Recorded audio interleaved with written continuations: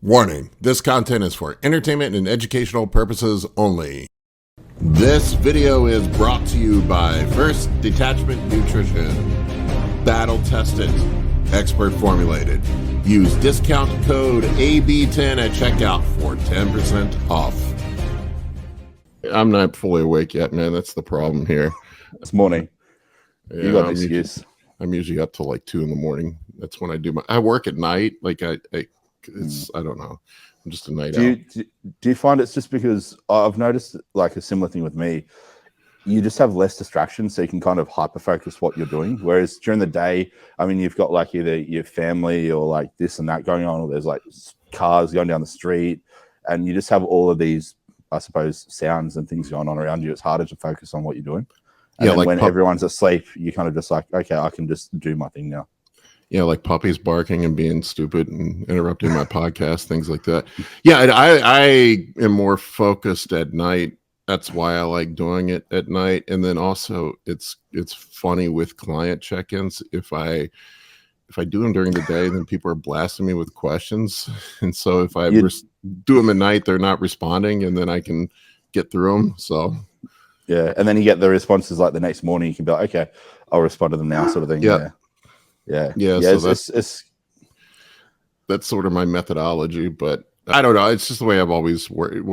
I work all day, so I work like 12 hours a day. But as far as client check-ins, I do all those at night, so I can focus on them and not be distracted. During the day, I've got phone calls coming in and kids bothering me and stuff like that because I'm a single parent as well. Yeah, well, you're still juggling your CEO position and then also obviously full-time online coaching, so it'd be pretty stacked schedule for you. Yeah, I'd imagine the days would be pretty long. So what brought you to Thailand? Honestly, a lot of people have, they've asked me, and then there's a lot of people back from where I am who have speculated and I suppose spoken, like, you know how people talk on the grapevine, that sort of thing. They just have their own theories as to why I've gone over there. And a lot of people think it's because it's the bodybuilding place to be able to get access to super subs and that sort of thing quite affordably and whatnot. But honestly, we came here to experience a different culture, to get away and to be able to basically work, because obviously when you work for yourself, you can work abroad remotely, and it's an opportunity that we're not going to be able to take advantage of, I suppose, say 10 years down the track potentially. My partner and I, we can both work remotely with our setups, me being an online coach and her doing marketing for a company. So it's kind of just a perfect storm for jumping ship, going to another country and still being able to basically pick up and go about your normal life. And then it's great environment for bodybuilding, great gyms, food's really good. Like obviously it's really fresh over here. There's not as much, I suppose, mass farming as opposed to in more like westernized countries. And I think like the chicken breast over here, I don't know if it's the same in the States, but in Australia they pump the chicken breast full of saline water to obviously bulk up here too. Yeah, and then you cook it, and you've got you might get let's say like 2 pounds of raw chicken breast, and you cook it, and you're left with like 1.2 pounds or something like that, or like 1.1 pounds. And over here, you cook it, you lose barely any mass in like the cooking process. So clearly, it's just better quality. You're getting what you pay for. It's just nice, and people are friendly too. Like not everyone over here has a lot, but they're just also grateful. Whereas in westernized countries, it tends to be people will be driving down the streets with a BMW or a Lamborghini, and they look miserable and salty, that sort of thing. So it's really, really cool. Well, I live in Washington, D.C. Everybody's miserable and salty here. Yeah, I'd imagine it'd be pretty bad in some of the states over there, like I suppose the more politic-heavy states. Like, I mean, is Washington quite political? Or? I mean, it's the capital of the country, so this is where all the politics is. Yeah. I mean, we've got the president here and the Congress and everything, and everything is surrounded by the government. It's the military's here, everything's here. So, but everybody's buttoned up, and it's expensive, and I would, if I didn't have children, I'd probably bolt to someplace like Thailand, or even go to like Dubai or something for bodybuilding. I've heard guys love it over there as well. Yeah, that's it. Dubai is meant to be really good as well, like a great location. The only thing I'd have to say, probably, I mean, I don't know what you're like with weather. I prefer colder climates. I'm not very good hot. I'm not a good hot, like humid weather person, but that's the one thing. If you can tolerate the heat and humidity over here, or I think over in Dubai too, because people make the misconception thinking that it's just dry and hot, but it's actually very humid over there. And the air cons in the actual restaurants over there, a lot of the time, apparently can't keep up with the actual like climate outside, and they start leaking water inside and everything. It's pretty full on. But yeah, if you can tolerate the heat, like there's no other real negatives in all honesty from what I've noticed so far. Yeah, and I'd imagine Dubai would be the same. Yeah, it's I've heard it's a neat place. I've heard it's really, really neat place. But that's cool, man. I would love, you know, of course my situation's different, but if I were younger and didn't have any kids, and I would love to be in a place like that just to bodybuild and live my life and have fun. So what are your plans bodybuilding wise? I mean, you definitely have a pro-worthy physique already, man. I mean, I'm looking at you. I have to share the screen here, but you have a crazy physique. I think I posted some recent check-in photos on one of my recent posts. That was my last show. So I did classic physique at my most recent show, which was in April this year. So that was basically, I actually did a 9-week contest prep. I went from my off season down to my first show was actually 2 weeks. Oh, that's a recent check-in photo. Yeah, I mean, you're pretty lean here. Yeah, I think that's so sad. It's about 41 pound up from stage weight. Yeah, I mean, you don't look like you have 41 pounds to lose, and you still have vascularity in your legs. That's the thing with classic, man. Guys have to squeeze into those weight classes, although they upped them a tad here. Yeah, I did notice that, but I mean, it's still a pretty dismal increase, to be honest. Like I looked at it and really broke it down, and I thought to myself, yeah, it's good that they have increased it, but I mean, it's still not that substantial. It's like not 4 pounds, I think, is what it worked out to be. Yeah. But yeah, currently, I mean, what were you going to say? How tall are you?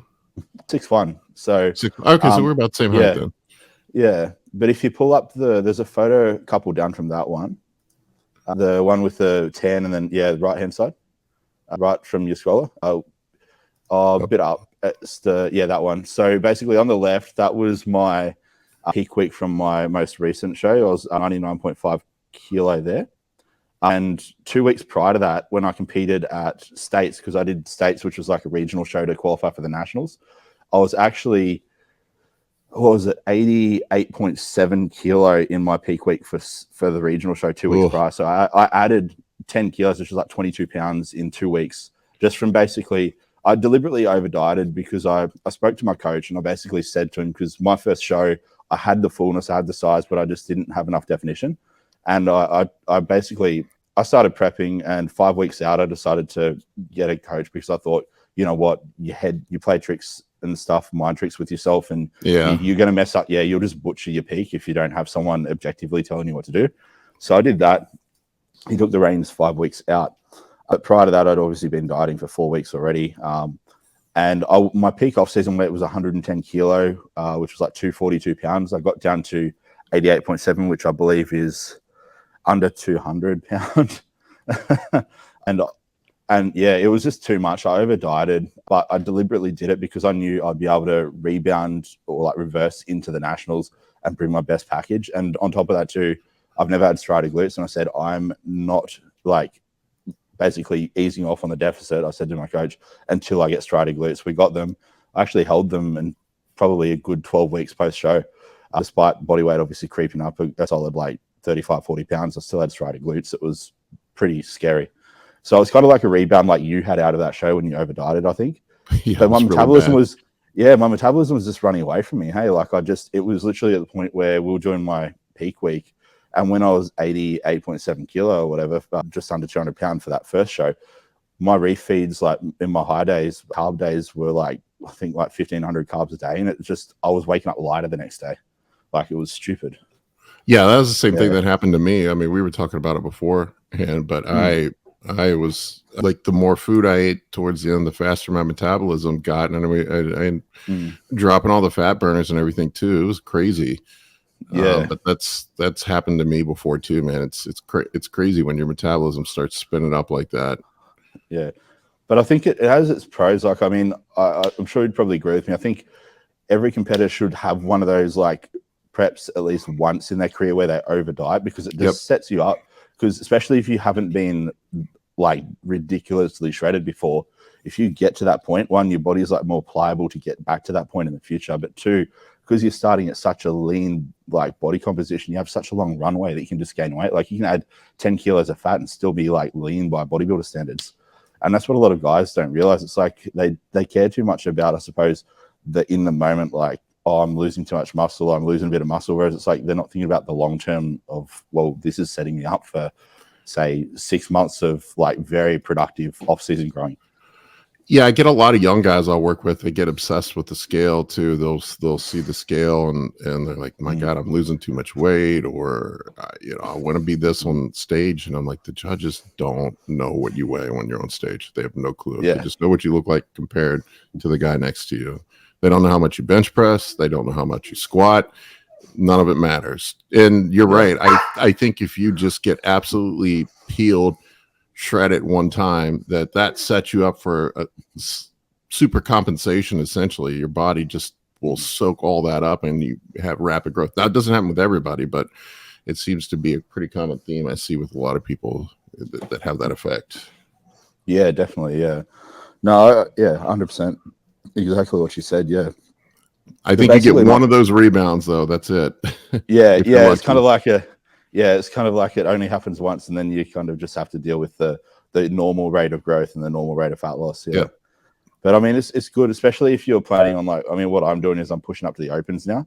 Like it was perfect for me in my situation. Like I want to obviously I was holding my body back anyway in classic because I was always kind of edging on the weight cap anyway. But now I don't have to worry about that. And I mean, it set me up for a very good productive start to my push-up phase. So I did a 20-week push-up from show now. So that's my first thought. I'll go into a maintenance phase soon and just basically allow my body to kind of settle down, let the heat basically just dissipate, and then just put the foot down on the pedal again and push for another 20 weeks. And off-season goal is to hit 300 pound before I start another contest prep. Because I think if you're over 6 foot, you kind of need to be in that 280, 300 pound off-season territory to even be remotely competitive by the time you prep down. Like, 285 I think is where I ended up this year. That's solid. Because that's what, like 25 pound up from your last peak off-season. You got 260, 265, weren't you? Yeah, somewhere around there. I don't really remember, man. I didn't get too much heavier, but I don't know where I'll end up. I'm already down to 265 5 weeks in. So yeah, that's insane. And my weight, like, it's funny because my food, I don't even feel like I'm on prep right now. I'm still my low day is still over 200 grams of carbs, and my medium days are 500, and my high days are 1,000. So it's not like, it's just the way my metabolism is. Yeah, but you've got like, that's good energy availability for a prep. Like there's probably not a lot of diet fatigue, which puts you in a good position, obviously, because you can go into your like show with less fatigue. You're going to have a better looking physique. Like, because I think that's a big part of like when the carb up kind of messes up when you over diet. There's just so much diet fatigue. It's hard you can't recover from it. The body's just too tired. Like, so I think you're in a good position with this prep by the sounds of it. And your photos that you posted, the check-in photos, I think it was like yesterday or today, you looked ridiculous. Like your quads had so much more separation than like the same proximity from your last show last season. And your midsection, like your lower abs were a lot more in.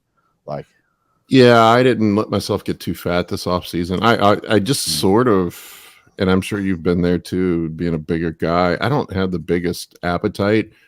Yeah. And I just sort of hit the wall with what I could eat this year. I could not physically eat anymore. Justin was trying to push my food up, and I'm like, dude, I can't get it all down. It's not going to go down. I'm old too, and my digestion isn't like it was in my 20s either. So I have to be careful. If I push too hard, then it ends up wrecking my stomach, and I get, an upset stomach, which is no good too. Yeah, more selective with foods. Otherwise, you get like GERD, acid reflux, and stuff like that. I get if I eat something that doesn't sit well, I'll get GERD, and I don't want to eat for the next 3 hours. It's horrible. But you have to just, I think, probably not. It probably gets worse, obviously, the older you get and stuff. But I mean, I'm in my late 20s, nearly 30 now, and I'm starting to notice it the last couple of years. Like, if I used to be able to put like just drown everything in hot sauce, like all this sort of stuff, and I could just eat like dairy upon dairy, and I'll be fine. If I have like normal dairy now, I'll be on the toilet all day. Or if I have hot sauce, acid reflux within like half an hour. So I'll stick to like honey mustard or just regular old mustard, or sometimes I'll use something like a bit of ketchup or a bit of like barbecue sauce, but it has to be one with like minimal ingredients. Otherwise, it just sets me off. Yeah, and that's what I see with my clients as well. And I encourage guys to follow a low FODMAP diet, which is I don't know if you're familiar with the FODMAP system, but it's a rating system for foods that cause gas, bloating, and gut irritation that gastroenterologists use. And if you stay away from stuff that's going to cause bloating, gas, gut irritation, you mentioned hot sauce. I mean, I can't even touch hot sauce anymore. Yeah, I it's literally, because it tastes so good, but when you can't have it, you'd rather have good digestion than to eat something that you love the taste of. It's going to wreck you. yeah, I think if you're eating like a normal person, you can get away with that. But when you're power shoving chicken and rice 6 times a day, that doesn't work. That's the issue. Yeah, it's the food volume. 100%. Yeah, because it's just like the processing time that our digestive tract's going through, like the sheer like workload that it has like to do basically, or the workload that it's got every day. Yeah, like you said, like an average Joe, they might eat like say 2,500 calories a day. Like we're eating like 2 to 3 times that a day. Yep. And that's just, and you think about it, it's like we've still got the same size vital organs as them. It's just we've got more tissue, a higher energy expenditure, therefore we need more food. And it's like it's kind of like almost like getting 2 like Honda Civics, or not even that, like even something even more kind of like based on maybe like 2 Toyota Corollas or something, and having one, expecting one to perform like a Formula One car and the other one to just perform like a family car. It's like the one that's performing like a Formula One car is going to get hotter and it's going to have more issues. And yeah, it's funny when you talk to bodybuilders that have more experience, the young guys gets hyper focused on PEDs and what PEDs to take, and you talk to guys that are veterans, it's food.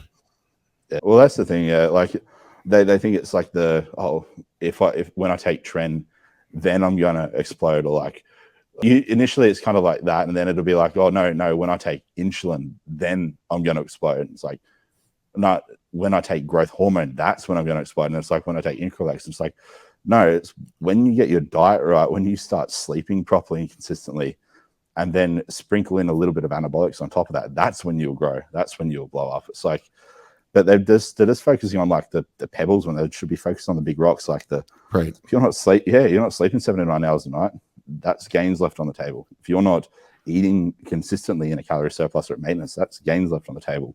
Like, and I'm sure you have the same like conversations. You'd have more of the conversations than I do. Like it sounds like you work with a lot of people, and like, yeah, I mean, it gets a bit mind numbing after a while having the same conversation. Because it's almost like they ask you because they want to keep asking until they hear what they want to hear, not what they need to hear. Yeah.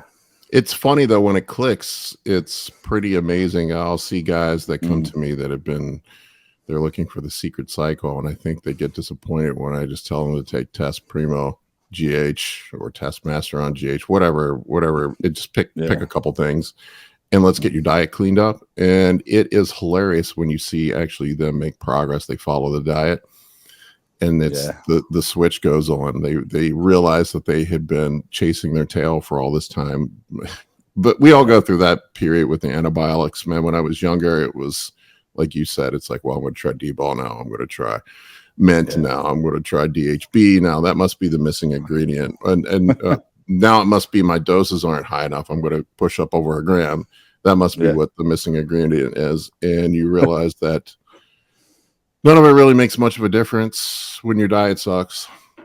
Yeah. Well, that's it. Yeah. It's like, it doesn't cause the growth. It increases your ability to like express protein, like protein expression, like, and it also increases your ability to recover. It basically just widens the parameters, I say to people, of what you are capable of doing drug free. And so if you're not, providing your body with literally the raw materials, aka the right food, not just the macros, but I'm sure you'd agree, like the micros too, the micronutrients.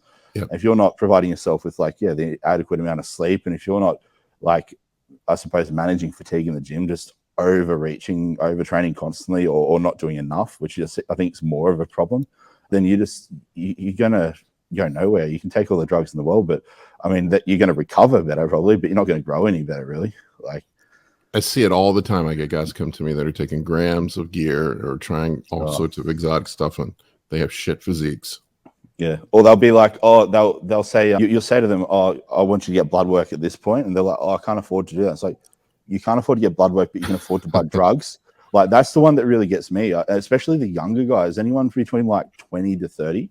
Like, I'll speak to them and be like, all right, so we're gonna get blood work like X weeks after like this push up, then we're gonna get blood work like X weeks later, and they're just saying like, oh, but how am I meant to afford that? It's like, put $10 aside each week. Like, if you put $10 aside each week, like you're not going to get blood work usually more than once a quarter.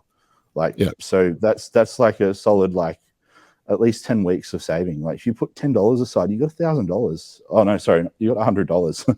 So it's like, that'll more than likely cover most of your basic panels. And then just, pull out a little bit extra. Like if you can't manage your money to the point that you can pay for blood work, like pay for good quality food, it's like you shouldn't be even purchasing drugs yet. Like you can't afford to be enhanced. Like, I know a lot of people don't do that, and it's just, I'm sure you'd agree. Like it's pointless if you're not going to monitor your health, and then also like buying the necessary dietary supplements to support proper function. Like First Attachment, the mob that you work alongside, like I think, are they a sponsor of the channel or? Yeah.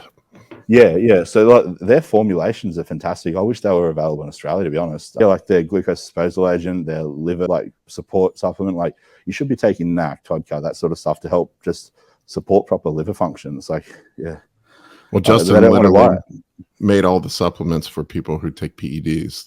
It doesn't say it on the site, but that's what the supplements are designed for. They're designed for PED users.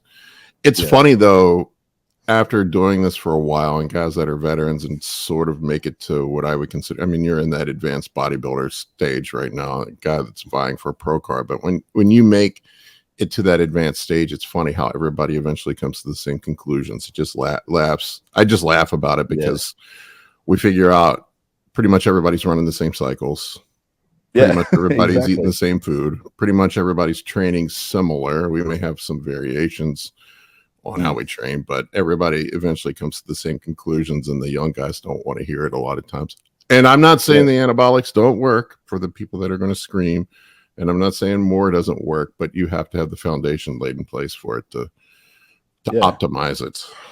Exactly. And it's not about like taking more for the sake of getting more gains, but rather taking more once you've exhausted your ability to progress with the amount you're taking. It's like, and that's where a lot of the young guys get it wrong. I think like they just think, oh yeah, like if I take that much, I'd look like Nick Walker. It's like, well, no, you wouldn't. He's probably titrated that up on a needs basis over that 10-year time frame. Like he wouldn't have needed that much to grow initially. It's like the whole, like, there's a good analogy I got from somebody I spoke to a long time ago. I speak to him occasionally, Broderick Chavez, Team Evil. Broderick. Broderick is. So he's got an elevator analogy for PED. I've heard the elevator analogy. Yeah. Pressure sensitive, and it's like to get to level 1 you require like a certain amount of pressure to get the lift to go up there, but until you go to level 1 you can't go to level 2. So you can press it, like, and you can relate like the amount of pressure that you're applying to the button as the amount of total milligrams that you take. So like you can take 1,000 milligrams, but if you're not at level 1 yet and it only requires 200 milligrams, it's only going to get you to level 1 initially. Like you got to get there before you can go to level 2. So why would you take more than is necessary? Like it just seems nonsensical. Well, it's the thing that I always ask young guys too. If you're taking 2 grams and you're 165 pounds, what are you going to take when you're 240? Exactly. Yeah. Where do you go from there? You left yourself no runway. You just 100%. Haven't. So believe me, I'm not shy with doses when it comes to me or people I work with, but there is an optimal amount, and going beyond that amount is really you're just wasting future potential is the way I look at it. It's the same thing with contest prep. Like I'll have a framework of a protocol that I'm going to run, but then I'll just listen to my body from week to week and see how things are going. Like I haven't used any AIs yet. I just started using some fat burners, just over the counter fat burners, no clean. Or anything yet. Why would I waste the cards in my hand to take Clean or Tren or anything right now when I'm still losing weight and getting harder without it. I'll save it for when I need it. Yeah, So I keep leave my more body tools in the fresh. toolbox. More tools in the toolbox, and I keep a fresher look. Yeah. Well, and I mean, it's not like you're like plateauing either. I mean, the amount of progress you've made so far, and you're still making without having to, I suppose, introduce any more pharmacology. It's like it speaks volumes for like you don't require more. If you put more in it, it'll just be putting it in for the sake of putting it in. Yeah, and like you said, your health would most likely degrade as a result, and that'll probably make you look worse. To be honest, like.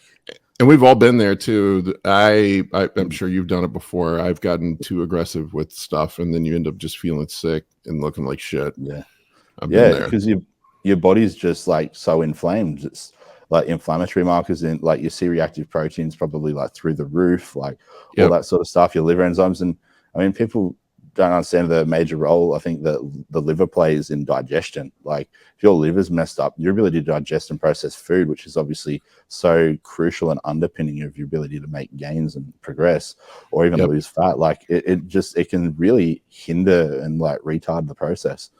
100%. Guys don't realize that. What I found, and I was just talking to a guy at the gym last night, my gym, and he was telling me that my cycle was weak, and I'm like, dude, I'm bigger than you. what are you talking about, man? I got like 50 pounds on you. And he was like, Prima Bowl and a Masteron are weak, and I'm like, it's working for me, man. I don't know what to tell you. I've had somebody say that to me actually.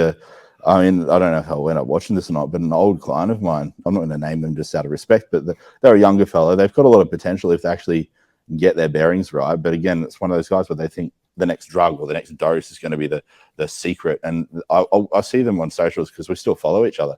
They look exactly the same as when they first like inquired. And I mean, it's been nearly a year and a half. And he said to me, because I was basically helping him with one of his course structures and stuff, like structuring his course while he's working with me.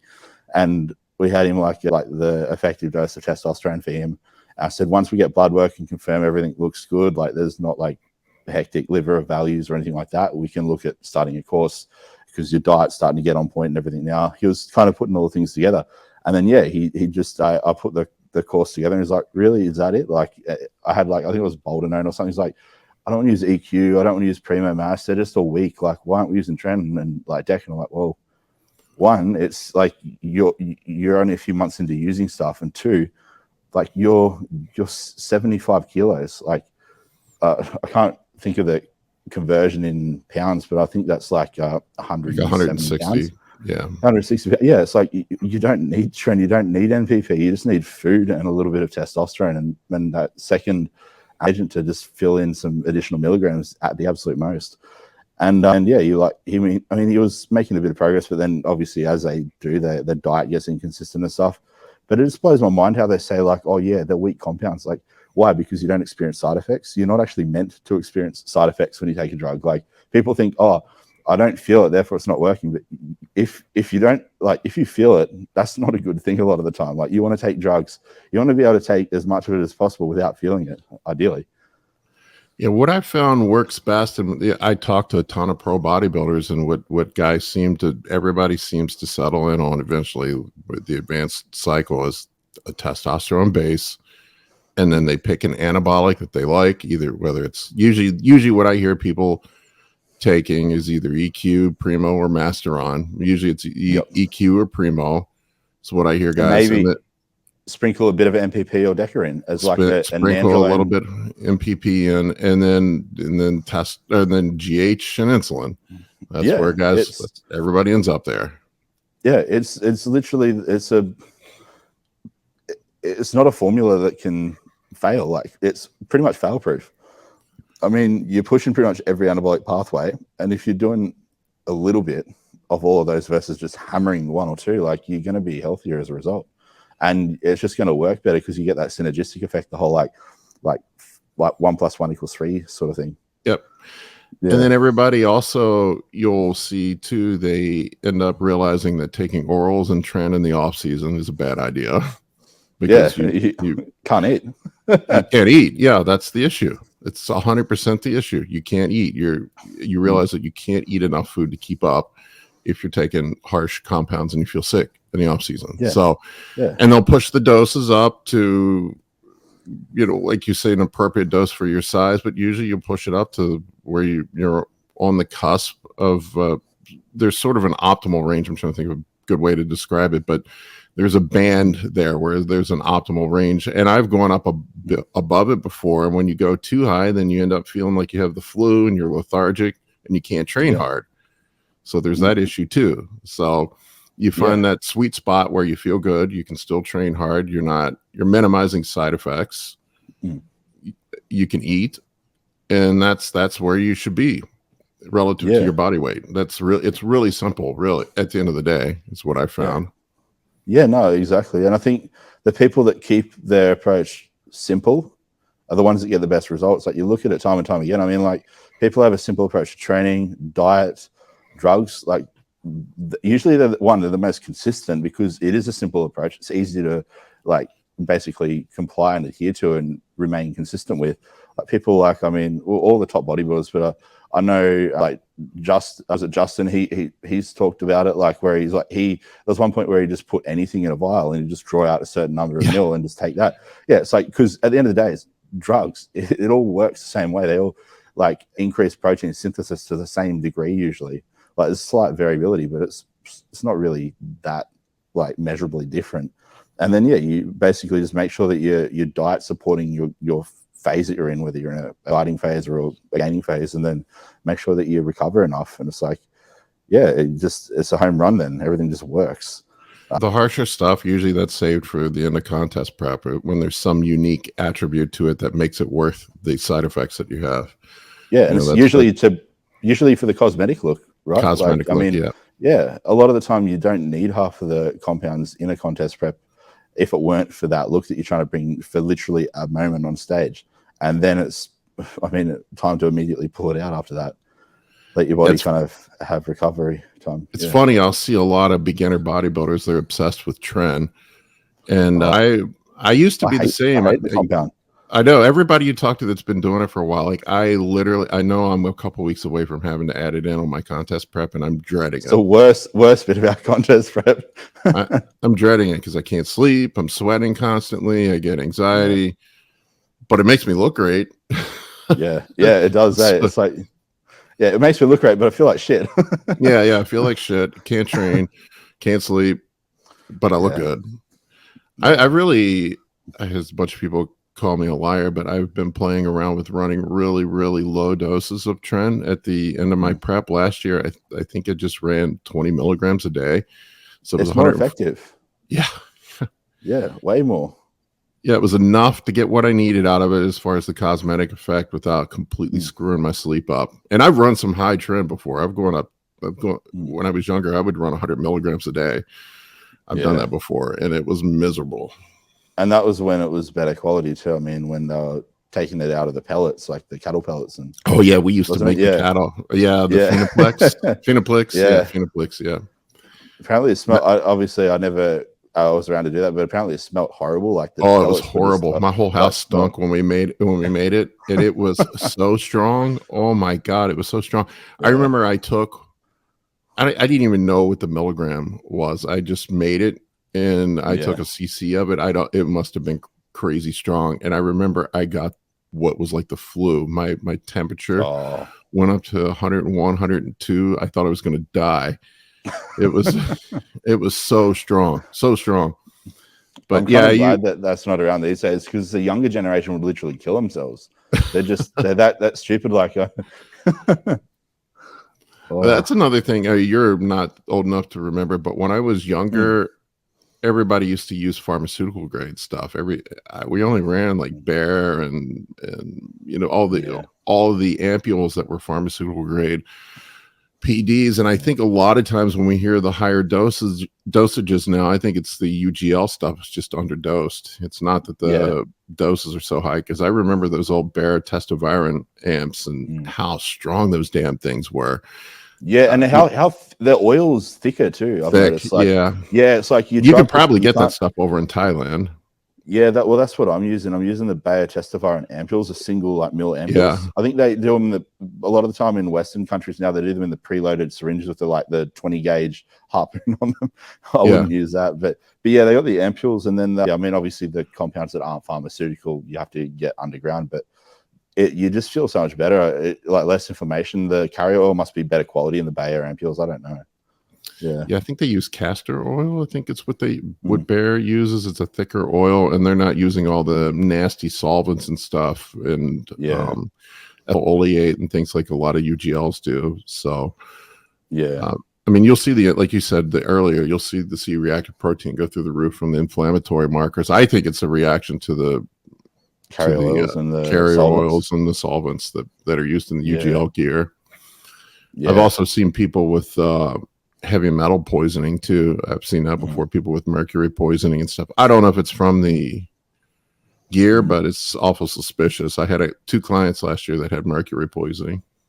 Yeah, it's a bit of a worry, isn't it? Like, I think a lot of it, I mean, I know people always say the Chinese generics, like the blue tops and stuff, have a lot of like heavy metal contaminants in them, but I'm not too sure how accurate that is. Like, I mean, I'd be more inclined to think it's probably from the UGL anabolics, like that are made in people's like you would know bathtubs. if there was mercury in your GH. I mean, it would be evident. Yeah, it's not going to be in the powder. Yeah, that's it. Yeah, and I mean the what is it? Recombinant technology has come such a long way now, which I mean I think is a big reason why it's so affordable now. Because I mean, 10, 15 years ago, if you wanted to get growth hormone, the average going rate was like anywhere between $600 to $1,000 for a kit. Like, oh yeah, I remember in 2005. I remember buying a generic kit, and it was $600-700 for a generic kit. Yeah, and now you get it for like 70. yeah, like it's cheap now. Yeah, it's just and a lot of it obviously has to do with the recombinant technology and how, I suppose, convenient it's gotten for people to be able to perform, and just been obviously more widespread, the internet connecting people more. I think that's just allowed it to kind of get to the point that it is. But yeah, it's funny though, like yeah, like you said, the quality's definitely gone down. So I think a lot of people will use like more, or what they think is more, to get the same result, and then they're also putting so many like inflammatory solvents and carriers in the body, and then because the inflammatory markers are so elevated in their body's in such a like inflamed state, it's not going to like respond to the drugs as well. So it's like you kind of like, you're better off just like forking out the extra money if you can get pharmaceutical grade stuff, get that and run less, and you probably grow better. Your health markers will be a lot better, and you won't have as many potential health complications down the road. I think Vigorous Steve has sort of scared a lot of the UGLs out of using some of the nasty solvents and oils. He talks about it all the time, and I know people are asking the UGLs about it now. I noticed less of them are using the nastier stuff now. So, and but you still don't know what you're getting. It's not like they're making this shit in a lab. Yeah, and it's not like you can, I suppose, hold a drug dealer to their word as being like, I don't know, having integrity or anything. Like, they could say that they're doing this, but they might not be. Like, you wouldn't trust a thief, so you wouldn't trust a drug dealer. And I mean, yeah, I've heard of even some like producers saying that you have the option of choosing what carrier oil you want for you. And I think that's a bit far-fetched. I think as if they're going to be like doing these like personalized orders for people. Like, it's just it's a marketing ploy. I saw it was in one of the newspapers here. My client sent me, there was a UGL that got busted here in the United States. I think it was down south, like in Tennessee somewhere. And they showed the lab in this guy's basement, and he had these just giant 20-gallon jugs of oil, and there was just trash everywhere. It was gross. So probably like a bikie or something, just making it in his. Yeah, it was nasty. It was nasty. And I'm like, that's what you're putting in yourself. It was really nasty. So that's what you're getting when you get that stuff. But I just circling back around, it's just funny to me how everybody comes to the same conclusions with diet, PEDs, training. Ultimately, we haven't talked about your training philosophy, but it's really, at the end of the day, it's not rocket science. You train progressively, you train hard, you find what works, and you grow. I mean, it's not, I think most, not all, I mean, there are some guys that do hit training, but most pro bodybuilders train with some sort of higher volume style training. Yeah. And that's usually when I've noticed my best gains, like, higher volume. Yep. Yeah. And I stay put together better. Like, I don't get as many injuries. Yeah. Yep. That's what that's another thing that I argue with guys about. It's always the young guys that think that you need to lift like a power lifter to be a bodybuilder. I'm like, that just makes zero sense to me. You would not train like a football player if you were trying to play basketball. I mean, why would you lift like a power lifter if you want to be a bodybuilder? It makes zero sense. 100%. Yeah. Like, I mean, I fell into that trap when I first got into lifting because obviously kind of like I mentioned to you, powerlifting background initially, I can like, I suppose, just put it out on the table now and say flat out from personal experience, training like a powerlifter does not get you looking like a bodybuilder. No. I got quite strong. I got quite efficient at the movements that I did frequently. But I mean, for the amount of muscle I had, like, my strength was so disproportionate, which is the reason why I probably had so many injuries for the talent. And I always wanted to be a bodybuilder, but I was just too caught up with what other people thought. I mean, it was always a case of when I was growing up, oh, you're a bit of a queer or something if you do bodybuilding. Like, they just oil up and pose on stage. Like, what do you want to do that? It's not real. Like, came from a smaller country town. Like, it's not really manly to do that. Like, you should want to train to be strong, not to look strong. And so I fell into that, and I always wanted to switch. But yeah, when I started getting a little bit injured, I'm like, you know what? Screw everybody else and their opinions. I'm going to do this because if I keep with this path, this course, I'm going to get to the point where I have that many injuries, I won't be able to do bodybuilding.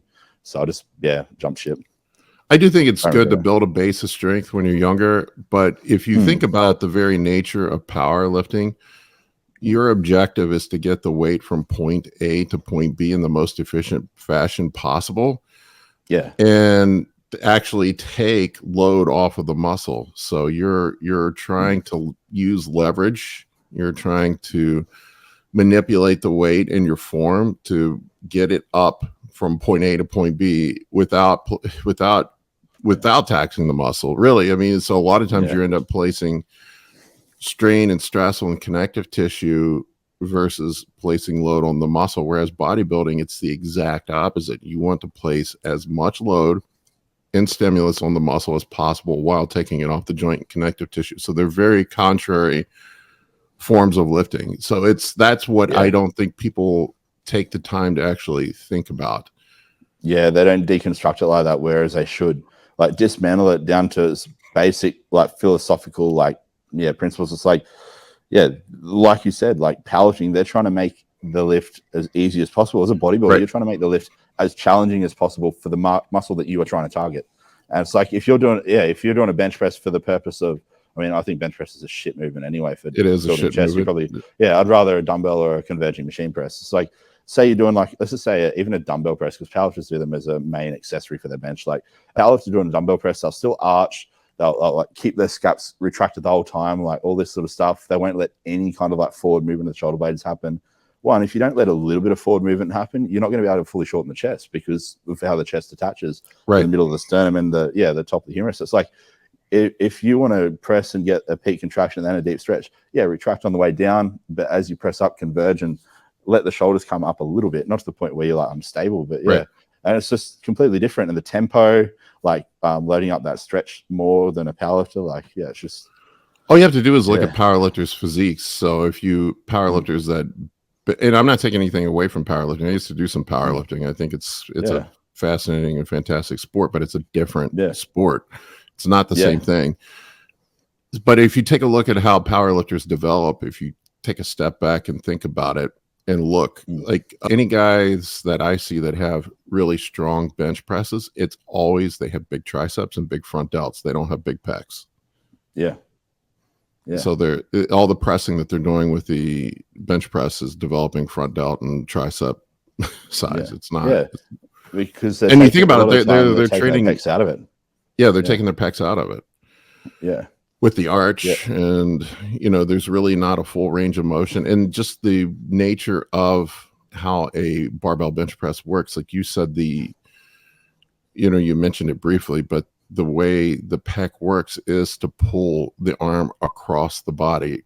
A converging press, which you can do with a dumbbell, you can't with a barbell, makes way more sense. 100%. And it's like, I think the big reason why a lot of powerlifters tear their pecs is like, And you can notice this, like people who are constantly like just half repping their reps on presses and stuff, they're usually more inclined to tear their pec. I think it's just from excessive eccentric loading, so like loading the stretch and never loading the muscle in a fully shortened position. So the muscle's just constantly being stretched. You get all this micro trauma in one area or one like part of the muscle, and then it's so detrimental, I think, long term. Whereas if you get like a full range of motion, you usually don't. I mean, the younger you make mistakes, and I think a lot of the younger guys, they're not going to realize until they kind of step across that line and get their first couple injuries and realize, hey, maybe there's a better way to do this. Unfortunately, like I think being males, like we're a bit headstrong, we tend to have to learn the hard way. Well, you can look at a bench press and see where all the stress and load is placed on the packet. It's as you said, it's at the bottom of the movement. Yeah. And where does everybody tear their pecs? They always tear it up by the insertion by the shoulder. Yeah. Every 100%. freaking time. Nobody ever tears it in the middle. Yeah. And there's a reason for that. It's like you should observe and recognize patterns, because they leave clues. And if you do that, you'll be able to make better, more informed decisions. I don't know why people don't notice this shit. It just it boggles my mind that I put a post up on Instagram, I don't know, it was 2 weeks ago, about how bench presses were great for tearing pecs. And I got so many people. I had a lot of people that were mad and say that's not true, but I must have had 50 people commented that they tore their pec doing bench presses. Yeah, they get emotion. People get emotionally attached to their training, like methodology and approaches. And the moment that you say something in opposition to their training approach, they take it as a personal offense or a personal attack. It's really, it's a bit sad. Well, I poke at people. I do it on purpose because it gets views. It's the same thing with diet. People get very emotional and attached to diet. Anytime you say anything critical about a diet, like, it drives me nuts that people don't eat carbs for bodybuilding. And I'm like, bro, you know your muscle literally has a gas tank built into it to store carbohydrates. It's called the glycogen stores. It literally that's what muscles run off of glucose. So wouldn't one think, if you were to reverse engineer this, that the most optimal fuel for promoting muscle performance in the gym would be to eat carbohydrates? Now, I'm not saying there are times you need to pull them for, when you're trying to deplete and get lean. Yeah. But the whole keto carnivore argument doesn't sit well with me. It's not that I'm against it particularly, but it's people treat diet like a religion. Same thing with lifting weights. They don't think things through logically. Yeah. And they don't understand a lot of the people in that kind of, like, I suppose, demographic, or that population that follow the carnivore diet and stuff, or the keto diet. They might be doing it for the longevity principles or the, like, benefits in that sense. But you gotta remember, if you've got, like, competitive athletic goals, you're trying to be the best bodybuilder, build as much muscle or lose as much body fat. They aren't conducive to longevity. Like, having as much muscle tissue or getting ridiculously lean, like, beyond a certain point, is not healthy. So inherently, like, why are you trying to achieve something like that, which clearly has, like, a better approach, like you said, consuming more carbohydrates, more protein, even if it does increase mTOR expression? It's going to lead to better growth, better performance, and therefore you reaching that goal.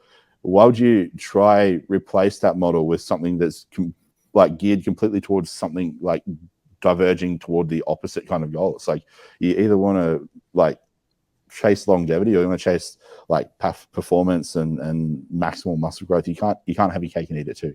Like, you can't go both ways. You choose one direction. You can't both. You can go one direction, and then you can turn around. Like, okay, I've done this. I'm going to turn around and focus on just maximizing as much of my time I have left on this planet after you retire bodybuilding. But you can't pursue, like, a competitive bodybuilding career and then try and maximize. Yeah. And I would make the argument that being halfway in and taking longer to reach your goal is probably worse for your health than just going balls in, getting from point A to point B the fastest that you possibly can, and then get out.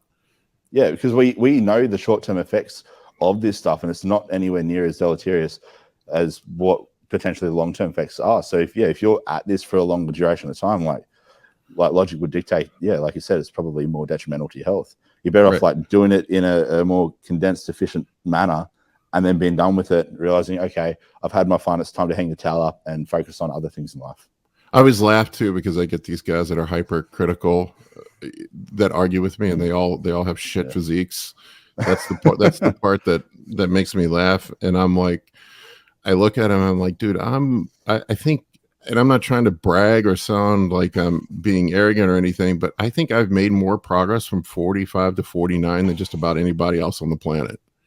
Yeah, I think so too. Like the progress you've made, and especially considering obviously like your starting point after like not lifting for so long to where you are now, like it's actually quite mind blowing.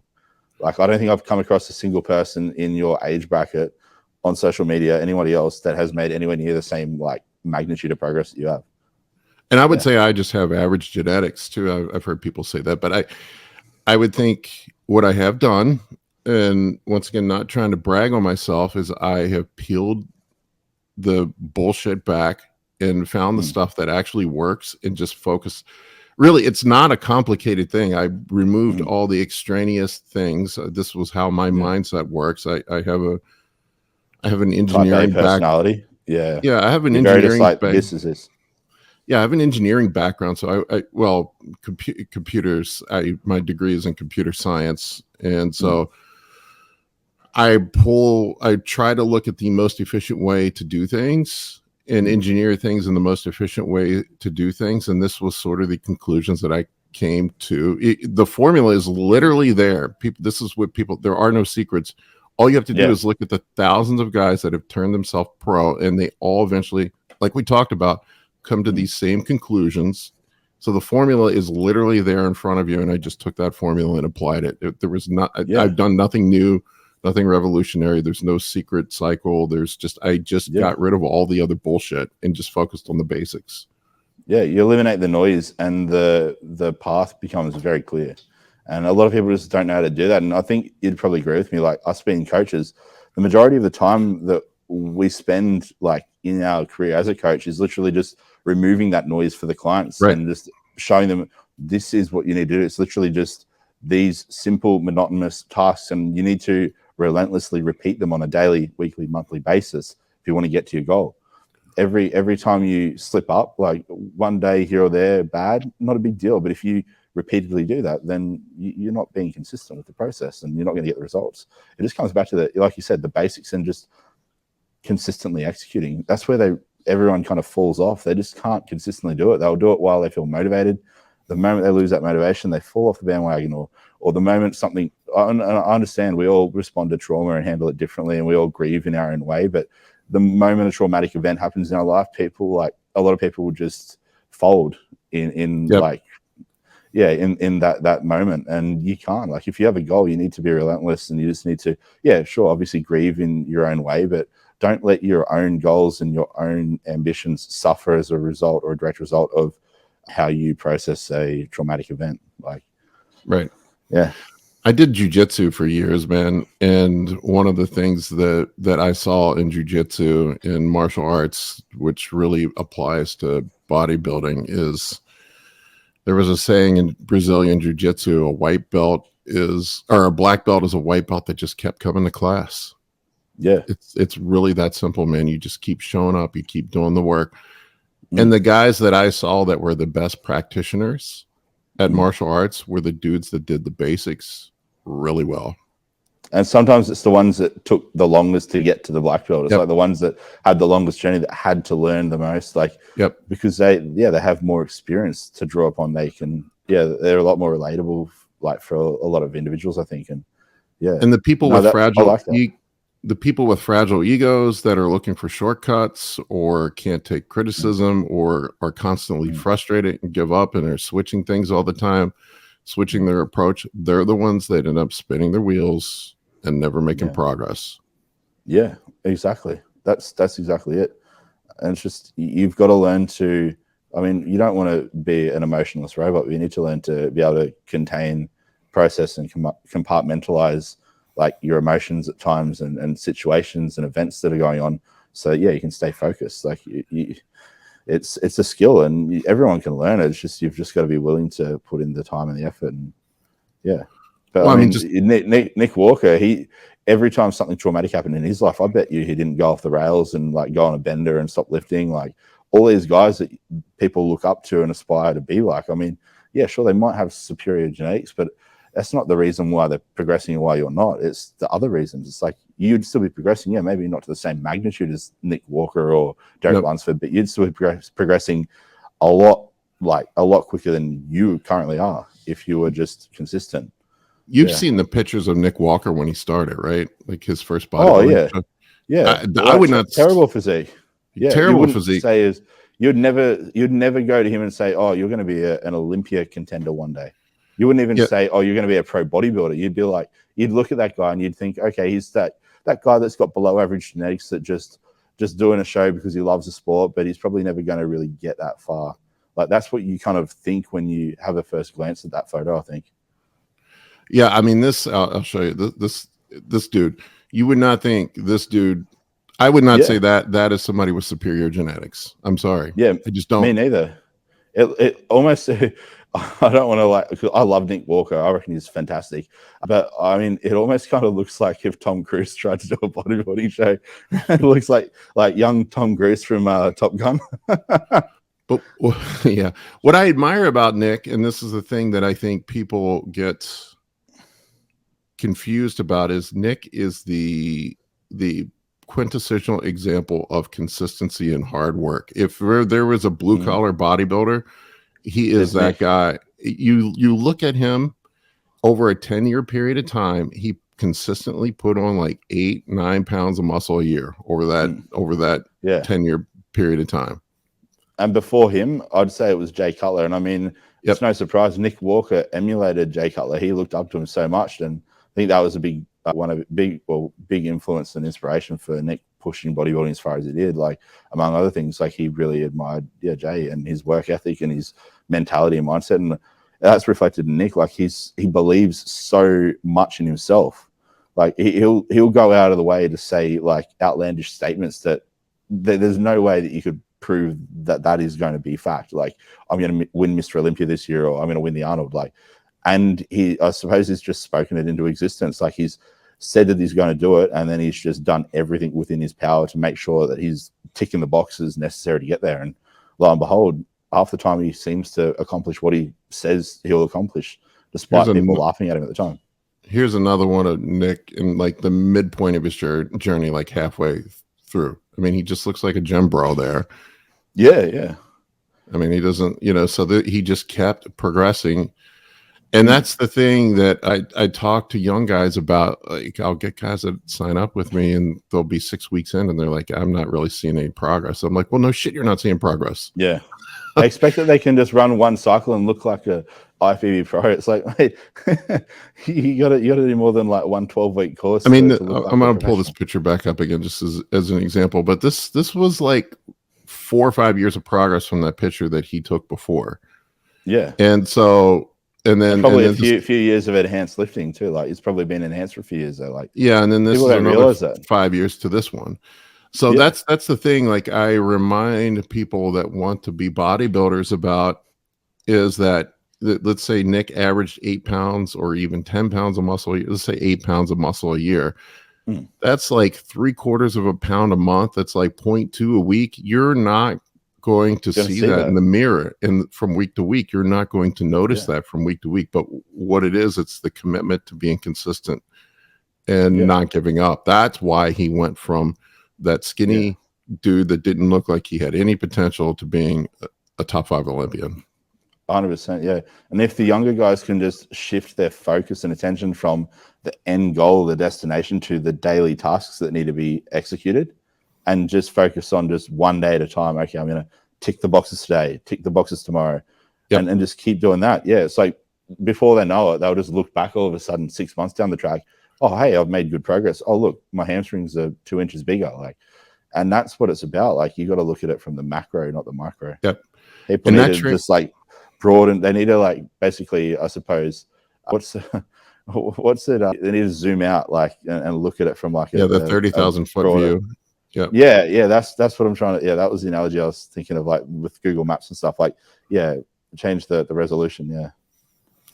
Yeah, and that's the thing, that transformation, that impressive transformation that you see there, that is 10 years. Mm. That Yeah. took 10 years. Yeah. So I tell people, if your goal is truly to be a pro or to make it to that level, that you need to plan on working and being consistent for 10 years. That's just what it's Yeah. going to take. Yeah. I That's sort say of the that. minimum, I think. Yeah, I agree. Unless if they've got a real good physique and they've been doing everything right for a few years, I might be like, okay, give yourself like another 3, 4, 5 years. Probably you'll be able to get there. But yeah, if someone's just starting out, like give yourself at least a decade. Yeah, I agree. Minimum. Yeah, and there are Yeah. genetic outliers. There are people that are exceptions. Like I know people love to Yeah. point. I heard a story from somebody who, I mean, I guess it doesn't really matter. I was talking to Justin Harris, and Phil Heath literally turned pro in 2 shows, and And it was like he he was supposedly using 250 tests and 1 shot of Deca or something a week, and he went pro or something. Like, what I was told is that he was doing his first cycle for his pro qualifier, and it was 300 milligrams of Deca or something like that, something ridiculous. Yeah, I think Skip used to train at the same gym as him, and he used to speak to Phil a lot. Yeah, when he was younger, I think. And yeah, Skip he even vouched for him. Skip said like he's never seen someone so genetically gifted in his life until he saw Phil Heath. And I mean, yeah, you're gonna have those outliers, but yeah, you can't use n=1 as proof for. Right. That's where all these people go wrong. They point out this one individual that's the exception. It's like, well, he did it, I can do it. So no, you can't. He's like a 99th percentile. You're in the like 75th percentile of the population. That's what I try to point out to people. In the ridiculously obvious example of it, I play basketball, and there's what, 7 billion people on the planet, and 2,500 of them are 7 feet tall. Yeah. And the NBA here, it's something like 10% of the 7-footers play in the NBA. Something like that. I don't know. Maybe it's not quite that many, but that's an example. You don't have to be that good at basketball or do the proper things if you're 7 feet tall. If you're 5'10" and you try to play like a 7-footer, you're not going to have any success. And that 7-footer is like 1 in 100,000 people on the planet. So if you really consider, it's so statistically insignificant.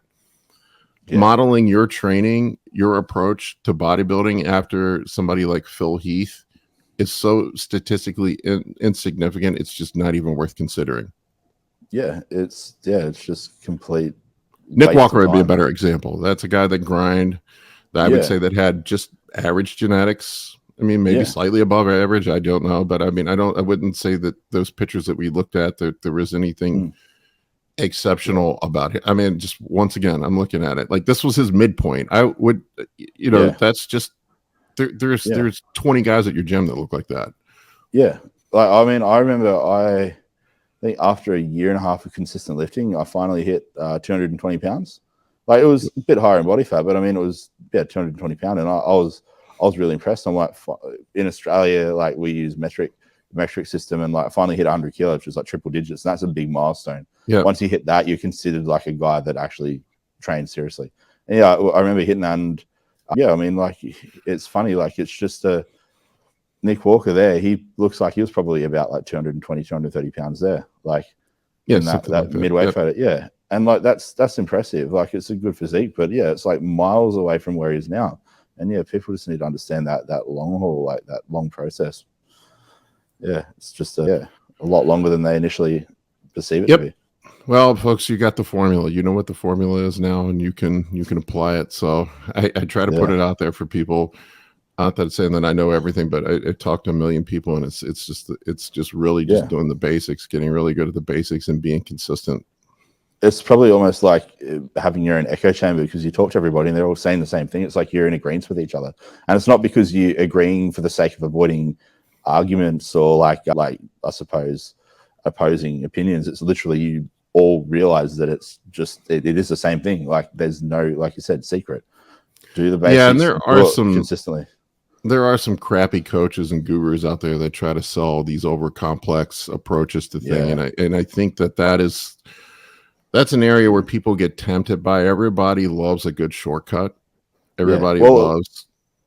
Yeah, a lot of people aren't consistent, like we've kind of pointed out in this kind of whole spiel, I suppose, and because of that reason, they're not seeing the results they want to see. But instead of looking at themselves in the mirror and realizing that their approach is the problem, not like the actual approach itself, rather their like commitment to it, they try to like look for excuses and external reasons as to why they're not. And they're like, oh, it must be this because I'm not doing this exotic protocol that Coach Schmo is pushing, and then they fall for it.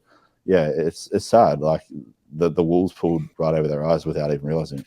Yeah, there are a lot of people that prey on that need to have that desire to have a shortcut, and there are a lot of people out there that prey on that. And it's, you know, if I were unethical, I'd be doing the same thing and making a shit ton more money. But that I mean, it's just something to be aware of. There are people out there that do that. It just is what it is. Yeah. All right, man, I got to wrap this up. I appreciate you coming on. Where can people get a hold of you? Probably just Instagram is the best thing, and then they can like find my links in my bio from there. So at Coach Nicholas Weir, CoachNicholasWeir. But yeah, that's why. And I'll put your contact information in the video description below if people want to get a hold of you for coaching or appreciate that. Talk to you about improving their physique and becoming a great bodybuilder. So, it's a Nicholas, thank you for how bench press.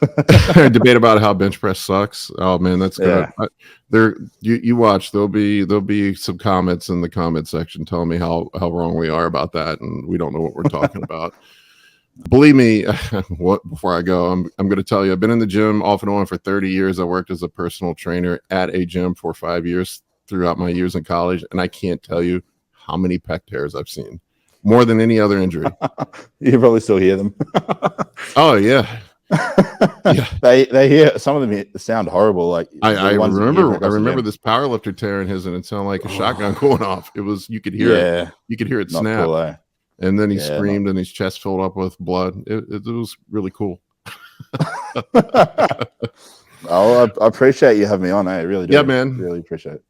All right, folks. Take care. Thank you for watching. For coaching or consultations, head over to www.anabolicbodybuilding.com to book your spot today. I can help you with optimizing hormones, fat loss, muscle gain, physique, athletic performance, nutrition, and health. For more information, shoot me an email at bigp3rd@gmail.com.